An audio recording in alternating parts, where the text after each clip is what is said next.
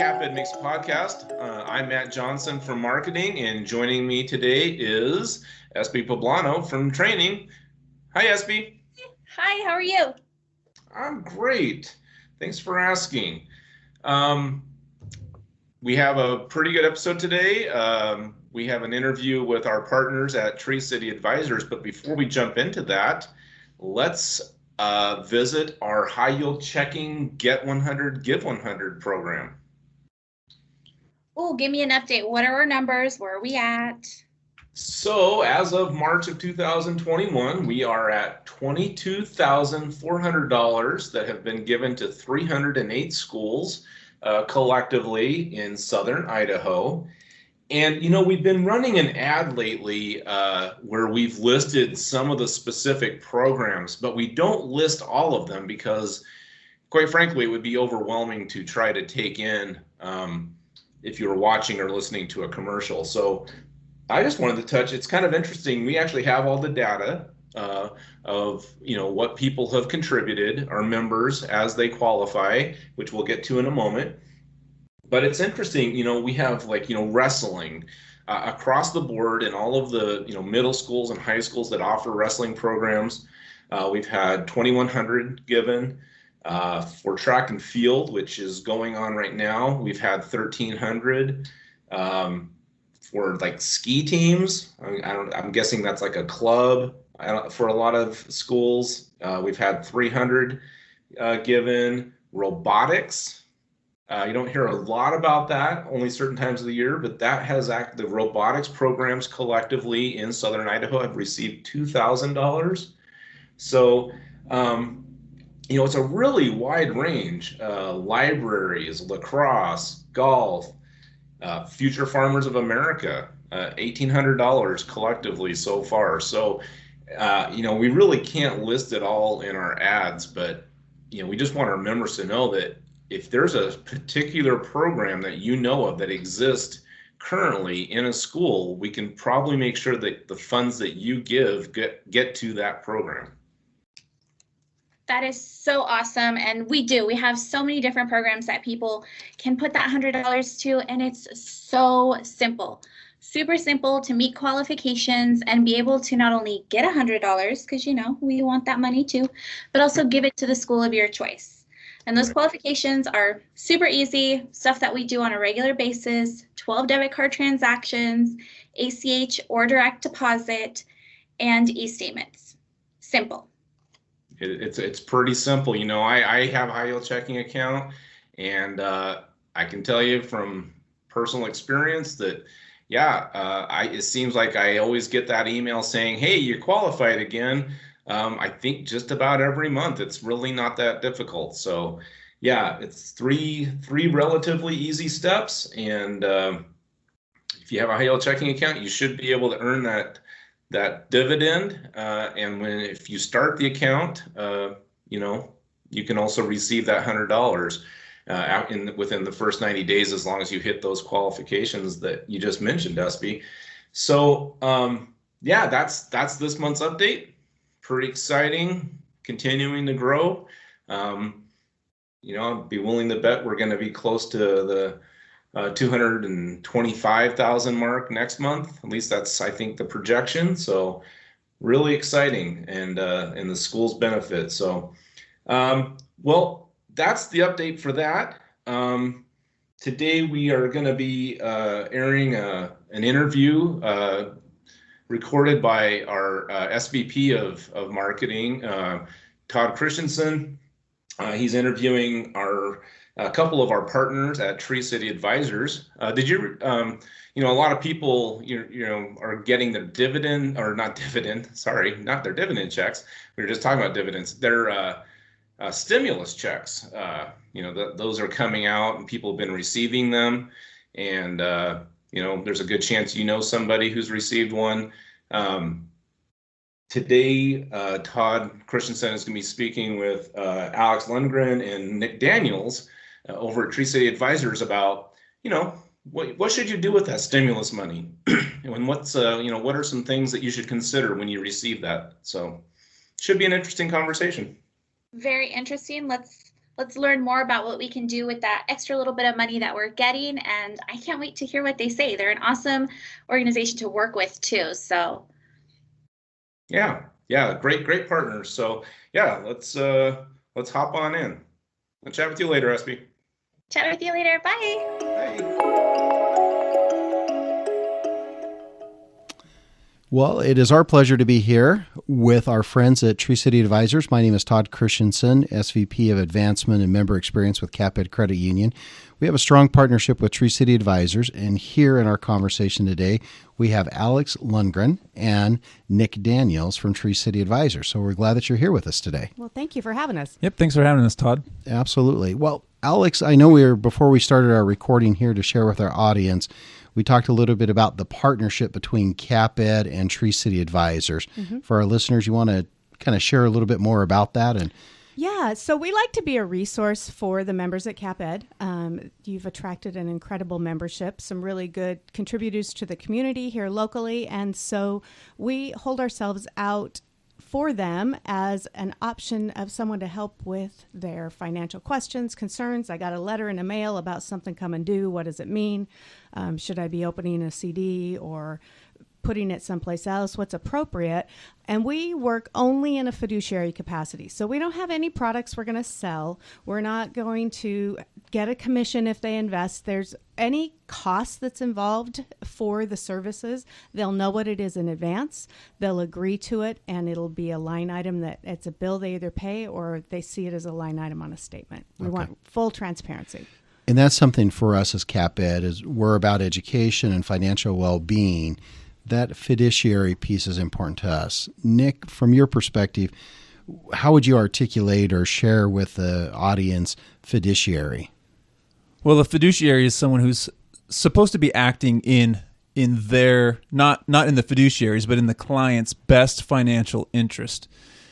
And so oftentimes what you'll find is people that will say that they act as a fiduciary, but depending upon the licenses that they hold, they may or may not be acting in a fiduciary at any given moment.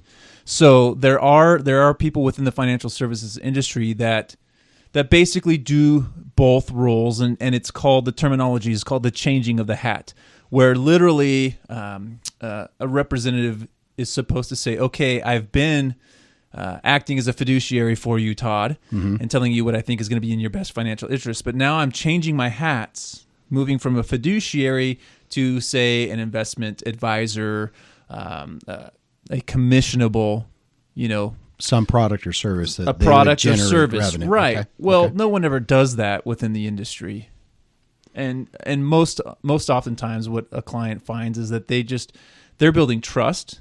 They're sitting down across the table from an expert, and so they're just assuming that this expert is going to be doing what's in their best interest because they hold the licenses and they have the office, and they're there giving them this information. Well, for us, we have chosen to remove all licenses except the license that allows us to act as a fiduciary. So no hat changing. There is no confusion changing of the hat. We took any opportunity for compromise off the table. And so when people sit down with us, we truly, the only thing we're allowed to do is say, well, this is in your best interest. And there's been many times where Alex and I have sat down together. We love working jointly. It's just a lot more fun.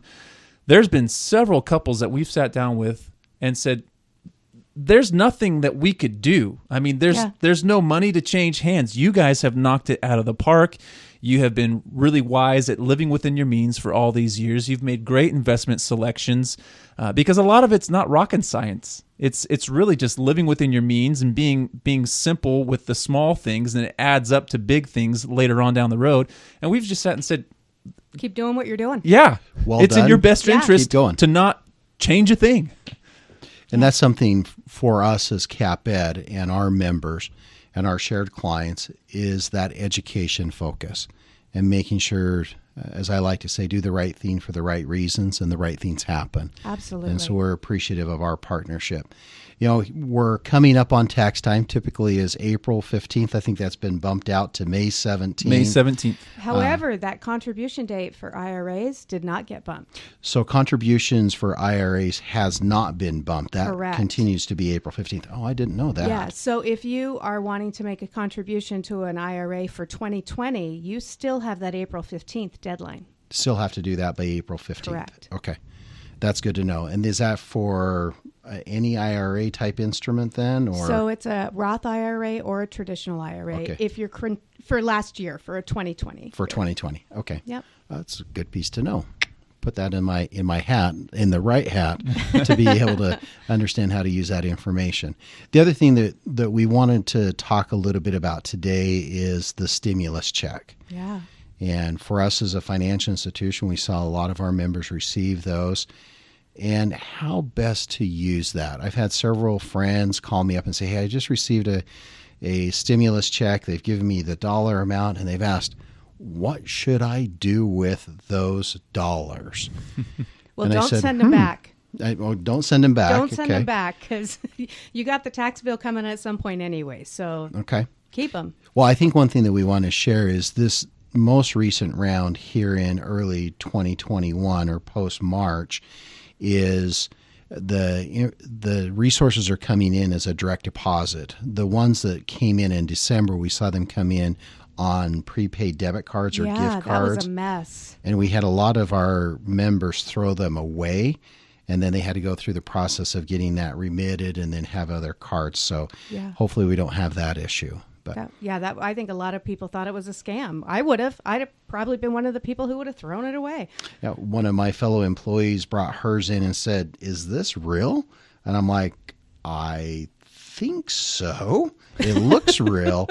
And then we prepared some communication for our membership and shared with them of that debit card looking item or that plastic, that is your stimulus for the one that came out in December. But to the one here in this March, April timeframe that people are receiving, how should they use it? What are some thoughts on that, Nick? Well, I think it really comes down to what are the household goals for that individual or for that couple, and I would follow that by saying what are the habits that they have been developing or have yet to develop. So let me follow that and say this. If your household goals are to get out of debt, one of the things that we've seen throughout the course of COVID 2020, we saw savings rates amongst Americans increase to really high levels, which is a wonderful thing. Good thing as it relates to financial well-being. Absolutely. Absolutely. Everyone should have emergency reserves. Everyone should have I've heard people call it a God only knows fund, right? Like God only knows what's going to happen tomorrow. We don't, but so we should have something prepared for that. Too many people live paycheck to paycheck. Right. Right. And I'm raising my hands. I've been in seasons of life where that was all that I could do. But once I got out of that season, it wasn't how I continued to live. And so I would say if your goal is to get out of household debt, look at knocking out some of those really high interest debts that you might be paying, such as credit cards. If you did any sort of, oh man, God forbid, if you got into like those payday advance loans or things like that, those are really high interest and they really eat away at your ability to be successful with your own personal finance. I would look at taking care of those and eliminating that debt. I'd also look at I know it's not fun. It's being an adult. It's being responsible. But I would look at bolstering your emergency reserves. Okay. Because for a lot of people at this point in time now, we're a year into battling COVID as the globe, right? We're a year into battling this. And I think a lot of people's emergency reserves are depleted. Idaho's been a state that fortunately has not had the economic repercussions that many other states have. Now, certainly, people have been hurt, jobs have been lost, businesses have been lost. I'm not denying that. Exactly. But if you look at all 50 U.S. states, we have not had the impact that other states have had because our lockdowns have not been as restrictive. And so, still, the point I would say is that your emergency reserves may be running really thin by now. Right. It's not fun to just park that money until you have a God only knows moment. Right. So then you'd be glad that you did. But if your household goal, so let's say you're doing fine though with debt. If your household goal is just to do something fun, to make a memory like once a year with your family, say that's an annual trip or just a vacation that everyone would remember, right? If your kids are at that age where it would make sense. To me, I don't have any problem doing that if you've got if you have the other pieces of your puzzle in place. Right. Yeah. I mean, money's a tool. Money's not good and money's not evil. Money is simply a tool to be used by those who have it. And how we choose to use it. I like your statement around taking a trip. I'm thinking of our household and our family. It's not the stuff that we buy, but it's the memories that we create with the stuff that we have bought. Right. Whether that's a trip or other items that we may have around the household. We talk about stimulus. Yeah. So, Alex, as we talk about stimulus, why the word stimulus in the stimulus check? Well, the whole idea with that is that it will stimulate the economy, right? That we have some things that are kind of lagging. And so the intent is if we give people money and they go spend it, it stimulates the economy. We're purchasing products that then need to be made and manufactured, or we're putting people to work in service industry type jobs, or, the tourism is coming back in some places. So the intent is spend it, stimulate the economy. We Yeah. talk about that multiplier effect. Economists talk about it. If you spend $1, that's going to end up generating $3 or $4 more with that activity or that stimulus. Well, and the idea, if you can spend it here rather than, on a global scale, like in a Idaho business or your neighborhood business, or maybe you go camping someplace here or go stay at a hotel in, North Idaho or whatever it is, if you can spend it within the state's economy, you're going to get that magnitude here at home as well. That's going to benefit those that are here in the state of Idaho. I've had some friends share in their social media feeds that they've gone out to dinner and then they have taken whatever they have purchased and then they've times that by, 2x or 3x and then left that as a tip for the wait staff and those that are at the restaurant. I've been touched by that because Yeah. I think, Nick, you're talking about that as a state, we haven't had as dramatic impact, but we know that there are sectors of our economy, the hospitality industry, those pieces have been hit the hardest. Absolutely. And that's where we can do, I guess, the greatest stimulant and help out those individuals. Yeah. Mm-hmm. Yeah, I think that'd be a great way to spend it. Yeah, there's nothing wrong with having a little fun, Especially after a year of, maybe hyper stress. Yeah. I've thought about the fact that in the last 12 months, or really now almost 14 months, a lot of things have been compressed. And maybe it's because I have a son that's taking physics at BSU and talking about when you compress gas, what happens is it explodes. I think as households, as individuals, as a community, we need to let off some of that pressure. And being able to go out and have some of that fun, knowing that we've made it through. A year ago we were sitting here, hey, we'll make us through this. We'll be stronger on the backside of this. I truly think we're on the backside of that, and there's an opportunity to let off a little bit of that steam and stimulate the economy at the same time. Well, in that comment, Todd, that totally leads into it's why the markets are still relatively strong and doing well. Is if you look at the fundamentals of what was going on within the markets prior to COVID happening, the U.S. economy was very, very strong, really robust. Markets were doing well. We saw a ridiculously fast recovery overall in 2020. No one would have anticipated it. That V-shape that we talked about. A V-shaped recovery. No one would have anticipated, but it alludes to still the fundamentals are in place for our economy to be strong, and people are ready to get back to life. They're ready to get back to making those memories. They're ready to get back to doing those things that bring them fulfillment out of life with their family, with their friends. And so I can see this round of stimulus, because of the timing that it's coming, right? A year into COVID, we're still dealing with something that like 99.6% of people recover from. And we also have the benefit of the vaccine. We have vaccinations coming out. We got nice weather coming. We have Yay. nice weather coming out. And so the stimulus is hitting at a time where people are ready to get back to life, ready to get back to spending, ready to get back to going to the movie theater on date night, ready to get back to going out to eat.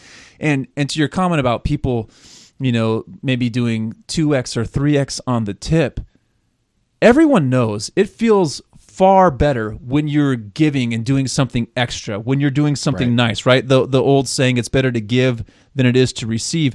It stimulates something in your own soul. But maybe that's another reason we call it stimulus, is to be able to stimulate the positive vibes and understanding that it's okay to let go some of these dollars.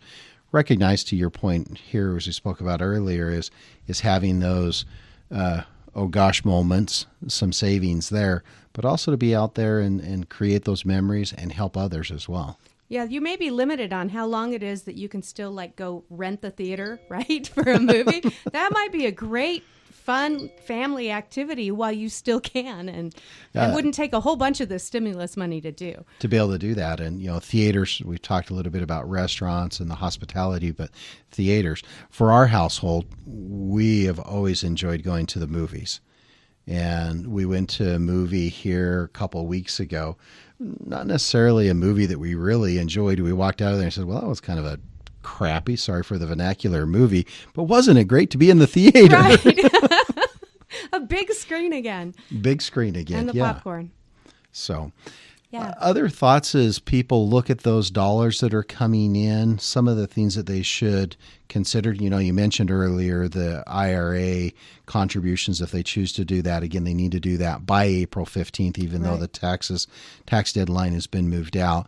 But some other financial planning tips that you might want to share with our listeners as they look at those checks coming in? Well, if you've got tuition for kids coming up that you want to run through the 529 plan, this is also a great way now that you can do student loan payments out of the 529 plan up to a $10,000 lifetime max. This might be an easy way to get that one payment ahead so you can be running those through the 529 plan. Okay. Talk a little bit more about that. 529 for those that are listening that may not be extremely familiar with the jargon here. 529. So the Idaho 529 plan is a way to save money for education expenses. So secondary education or even private tuition for K through 12. It's the tuition, it's the books, it's all of the things that are part of the cost of going to school. If you use the Idaho plan, which is a direct to plan, there's no broker in the middle, so it keeps the costs really low. If you use that plan, you also can, as a couple, receive up to $12,000 a year reduction that you put in, the equivalent of what you deposit, on your state tax amount. Okay. So $6,000 for a single filer and $12,000 for a joint. The original intent being put money aside when the kids are little, and then there will be some there for them when they hit college age that they can spend, and the earnings come out tax-free for these qualified expenses. Where would we send individuals if they're wanting more information about the 529 plan? So it's www.idsaves.org. So idsaves.org and information about that. It's there. The other thing, we're talking about some of those tax-advantaged accounts. One that comes to my mind is the Idaho Medical Savings Account. Absolutely. Being able to put funds into the Idaho Medical Savings Account. CapEd has those available at no fees and no charge to our members. A small plug there. But the MSA. And everybody qualifies for the MSA. Right. It's not dependent on what your healthcare plan is. You don't do it through your employer. Everybody qualifies for the Idaho MSA. Nick, you want to take this one and share how the MSA account works, or how the MSA works in the state of Idaho? Yeah, it gives you, so for every dollar that you contribute to an Idaho MSA, it reduces your state taxable income. The income limit on an Idaho MSA is $10,000. I want to say it's 20. I think it's 20 it's, for a couple. Yeah, and 10 for an individual. It's 10 for an individual. I think you're correct. 10 for individual or 20 for 20 a couple. for a couple. And as long as you, now here's the catch with an Idaho MSA. You have to make a contribution to that account prior to incurring the medical expense. Right. That's the caveat. You're self-audited on these things, but if you know that you're spending, I don't know, say you spend $25 a month on a prescription medication, as long as, let's say, on the first of the month, you deposit $25 into your Idaho MSA at CapEd, and then on the 5th of the month, you make a purchase, you purchase your meds for $25, then you can go and transfer funds from the Idaho MSA back into your checking account to cover that expense. But you've just filtered that $25 expense through the Idaho MSA to reduce your state income taxes. Right.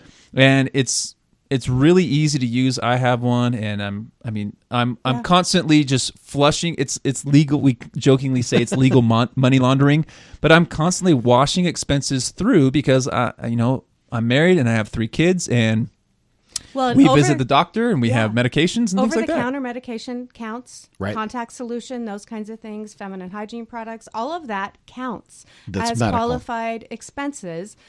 Anything that is a qualified medical expense, according to the IRS tax code, counts. Yep. So why not?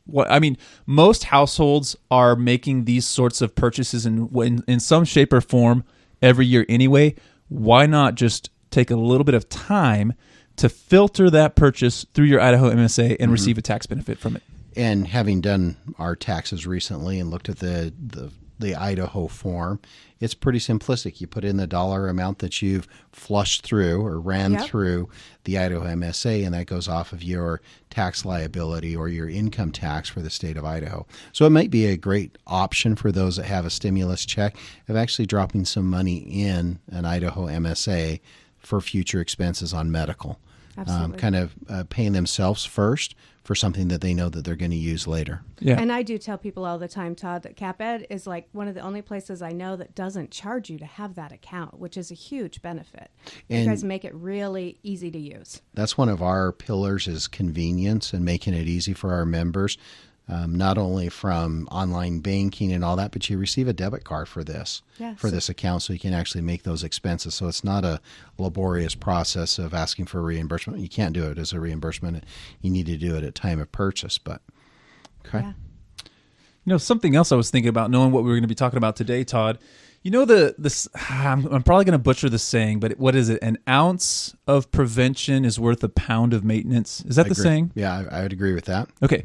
So I've been thinking something that would be a great use for these stimulus checks for families, especially families that are homeowners or vehicle owners. Maybe it's a great opportunity to jump on some neglected maintenance on your vehicle, or jump on neglected maintenance around your home. I mean, roofs wear out. Right. Homes need repainted occasionally. Fencing. If you got teenage boys like mine, fencing breaks from it being climbed on, or baseballs thrown against it, or motorcycles driven into it, all sorts of things like that, right? But it would be a great opportunity to put some preventative maintenance either into your home or your vehicles, thus prolonging the longevity of that item for you. Right. But also, it's a good way to see some return on investment. And if it's work that you can do yourself, then you've got that pride of ownership. Again, it's kind of stimulates your soul saying, yeah, look what I did. I rebuilt our fence, or we repainted our house. Or husbands out there, maybe it's time that piece of furniture or that appliance, that really loud dishwasher gets replaced. Yeah. Hopefully my wife's not listening to this portion of this. You know what? I think she should be listening to this portion, because you know what? Happy wife, happy life. And so I think that would be a great use of your stimulus check. I agree with that. Some great ideas as it relates to how to draw upon and utilize the stimulus checks. Yeah. But also in that sideboard of good financial planning, good financial well-being. So I appreciate the opportunity to chat with you, Alex, with you, Nick. We appreciate it. Any parting thoughts or comments as we wrap up here today? I don't know. I'm just ready for more sunshine. Let's just get outside. Yeah, it was a little teasing here the last couple of days. Nice. Of what were we? A couple of days ago, we were 70 degrees, and then the next day, the high was less than 50 degrees. Like, whoa, wait a minute. Right. I agree with you. I just think this. I think for a lot of people who are going to listen to this, the stimulus check is an opportunity to right the ship, where maybe you've been, just whether through no fault of your own or whether through really poor decisions on your part, you've put yourself in a financial pickle look at this as an opportunity to right the ship and start and put the right principles in place. Maybe you can, knock off some debts that you didn't want to incur, but you had to incur, fix that vehicle that's, nickel and diming you to death or whatever. But this could be a great opportunity to basically get back to square one and start building. Or at least get a little closer to that reset button and saying, okay, I've got a little bit of breathing room. Absolutely, because it's rare. I think it's rare in life when you get an opportunity to have a financial reset. Right. I think that's a great comment. And this could be that golden opportunity for you. And we just want to be a resource for any of your members if they have questions. If they're like, well, what about my situation? Here's the specifics. It's always a confidential conversation, and we're just happy to be a resource for that. So. And to be able to put our members in contact with Tree City Advisors, the simplest way to do that is to go out onto our website, capedcu.com, and then at the top navigation, click on Investments. These are investment services as a fiduciary. You can go there, and then you can get connected directly out to Tree City Advisors. And then the Tree City Advisors website, you want to share that, Alex? Yeah, it's just treecityadvisors.com, and it's advisors, SORS. With a plural on there. Well, Nick and Alex, we appreciate the opportunity to sit down and have a conversation that's very stimulating about the stimulus checks. We appreciate that. For those who are listening, you're listening to the CapEd blog. We seek out great content to share with our members around our mission and vision of financial well-being, supporting the education community, and the enrichment of individuals and our community. So thanks again for this afternoon's conversation. Thank you for having us.